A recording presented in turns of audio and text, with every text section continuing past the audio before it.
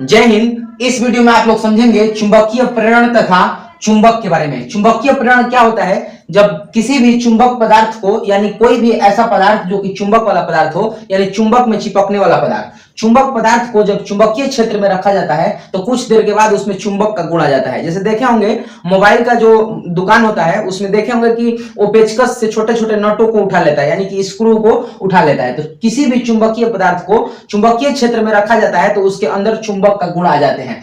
या आप अगर जो है लोहे का अगर कील लेकर के चुंबक से रगड़ेंगे तो कुछ देर के बाद उसमें भी चुंबक का गुण आ जाता है। इस घटना को कहा जाता है प्रेरित चुंबकत्व। प्रेरित का मतलब कि प्रेरित हो गया, इसीलिए कहा जाता है कि आप अगर बेकार आदमी के साथ रहेंगे तो आपके अंदर भी बेकारी आ जाएगी। तो जैसे ये चुंबक पदार्थ अगर चुंबकीय क्षेत्र में है तो इसके अंदर भी चुंबक का गुण आ जाता है, उसे कहा जाता है प्रेरित चुंबकत्व। और इसी घटना को कहा जाता है चुंबकीय प्रेरण। ये हो गया, आपका क्लियर हो गया होगा।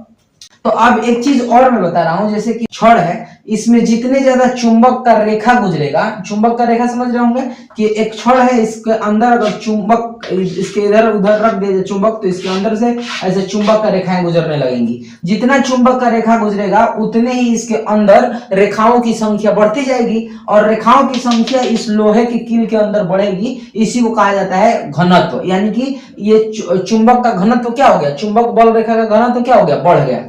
आप जाहिर सी बात है, आप समझिए, जबकि लाल चाय होता है, लाल चाय में अगर दूध मिला दिए तो और वो पानी क्या हुआ, गाढ़ा हो गया, तो उसके अंदर क्या हुआ, उसका घनत्व बढ़ गया। किसका? चाय का घनत्व बढ़ गया। तो ये समझ में आ गया होगा कि छड़ के अंदर से चुंबक का रेखा जितने गुजरेगी उतने ही घनत्व बढ़ता जाएगा। और इसके अंदर घनत्व जितना बढ़ेगा उसी रेखा को कहा जाता है चुंबकीय प्रेरण रेखा। अगर कोई पूछे कि चुंबकीय प्रेरण रेखा किसे कहते हैं तो बोलना है कि किसी भी चुंबकीय क्षेत्र में अगर छड़ को रखा जाता है तो उसके अंदर चुंबक बल रेखाएं गुजरने लगती हैं, और जितना ज्यादा चुंबकीय बल रेखा इसमें गुजरती हैं इसका घनत्व बढ़ जाता है। इस छड़ के चुंबक घनत्व क्या हो जाता है, बढ़ जाता है। और जब ये बढ़ जाता है इसी रेखाओं को कहा जाता है चुंबकीय प्रेरण रेखा। क्लियर, समझ में आ गया होगा, चुंबकीय प्रेरण रेखा। अब अगर यहाँ दिख रहा होगा सोना चांदी ये सब लिखे हुए हैं, तो ये याद रखिएगा कि एक माइकल फैराडे नाम का एक साइंटिस्ट था। माइकल फैराडे ने पदार्थों को 3 भागों में बांट दिया। ये मैं एक और वीडियो में बताया था। हर पदार्थ को, दुनिया में जितने भी पदार्थ है उसको 3 भागों में बांटा। एक को पहले बोला कि प्रति चुंबकीय पदार्थ होते हैं, यानी ऐसा पदार्थ जो चुंबक के पास आएंगे तो हट जाएंगे। तो आप ये अगर आंख से देख नहीं पा रहे हैं, जैसे सोना को अगर चुंबक के पास ले जाएंगे तो समझ में नहीं आएगा कि हटा कि सटा। तो ये याद रखिएगा कि सोना जो होता है वो प्रति चुंबकीय पदार्थ होते हैं। माइकल फैराडे ने ये बताया कि चुंबक के पास अगर सोना लेके जाया जाए या चांदी लेके जाया जाए या बिस्मथ लेके जाया जाए, ये सब धातु हैं, इसके पास लेके जाएंगे चुंबक के पास तो क्या होगा, थोड़ा सा हट जाएगा, तो उसे कहते हैं प्रति चुंबकीय पदार्थ। ये आपके क्लास 12th में पूछा भी था कि किन्हीं दो धातु, ऐसे धातु का नाम बताओ जो प्रति चुंबकीय है। ये एक सोना हो जाएगा, एक चांदी हो जाएगा। क्लियर, तो ये हो गया, आपका समझ में आ गया होगा। अगर पूछेगा कि प्रति चुंबकीय पदार्थ किसे कहते हैं तो आपको यही लिखना है कि वह पदार्थ जो चुंबक के पास लेके जाने पर वो थोड़ा सा दूर हट जाता है, इसे ही कहते हैं प्रति चुंबकीय। दूसरा बोला था वो अनुचुंबकीय।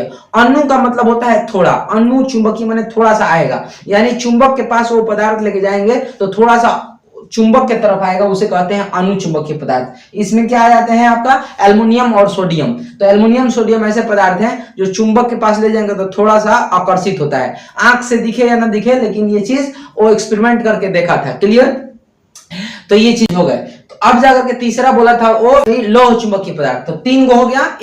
एक जो था प्रति चुंबकीय जो दूर हटेगा, अनुचुंबकीय जो नजदीक थोड़ा सा आएगा, और लोह चुंबकीय मतलब बहुत ज्यादा जल्दी से आ जाएगा। तो लोह चुंबकीय पदार्थ वह पदार्थ होते हैं जो चुंबक के पास अगर लेके आएंगे तो जल्दी से आकर्षित होते हैं, यानी चिपकने की कोशिश करते हैं, उसे कहते हैं लोह चुंबकीय पदार्थ। एक क्या होता है, निकिल, कोबाल्ट, लोहा, ये सब समझ में आ गया। तो ये सब समझ में आ गया होगा।